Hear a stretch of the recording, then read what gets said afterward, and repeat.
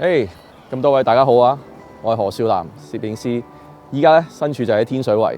今日咧就想同大家去睇返我10年前作品《平日常》系列一啲影過嘅地方。喺天水圍大概我2007年左右搬入嚟嘅。因為其實我喺嗰度住咗10幾年嘅時候，我不時都會去影天水圍嘅唔同嘅地方啦。2012年開始啦，去思考天水圍同我嘅關係啦。而其中一個幾重要嘅發現就係執屋嘅時候啦，我發現咗我爸爸留下嚟嘅一啲畫筆。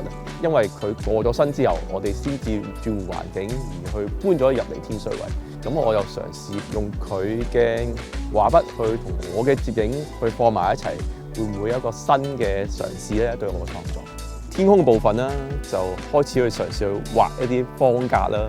點解會有呢種咁嘅想法咧？就係因為我喺天水圍裏邊成日見到啊，例如話每一日輕鐵會準時行過某一個地方，而佢就係一個跟住一個路軌去行嘅一個交通工具，好似一個城市規劃裏邊。當個規劃非常之完善嘅時候，其實又會唔會係好似去限制住生活喺裏邊嘅人嘅一啲習慣呢？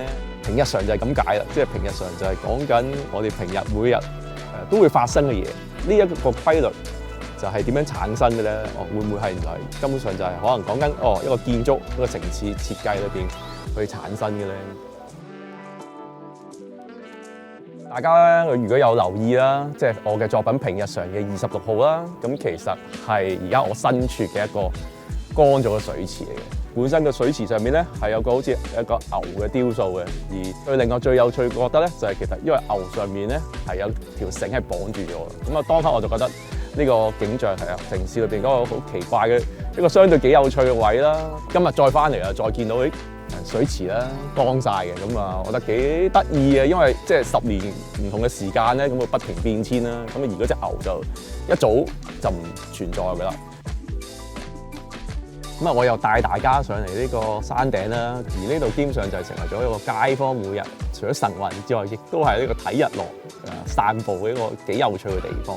你回頭再望翻天水圍嘅時候，你會見到一排好整齊嘅樓。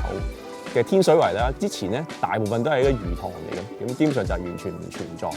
80年代開始咧，慢慢起樓起到而家，今日即係一個好有規模嘅城市啦。同一時間就係你會發現咗另一邊，原來都仲係會係保持咗一種好原始嘅狀態。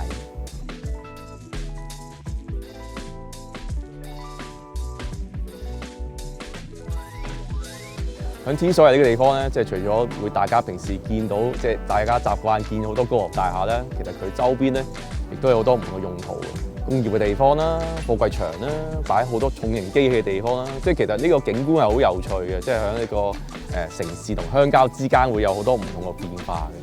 我哋不停去觀察啦，自然會有一啲新嘅體會啦，同埋你會發現其實我哋嗰個香港啦，就唔係話真係咁單一嘅，就唔一定話係高樓大廈，都會有好多唔同嘅城市景觀啦。而嗰種城市景觀對於好多人嚟講，其實都幾奇妙嘅，就唔係話好似一啲景點啦，亦都唔係一啲旅遊嘅點啦。但係呢一種就係正係我哋喺香港唔同人嘅生活啊、生活環境裏邊去建構出嚟嘅。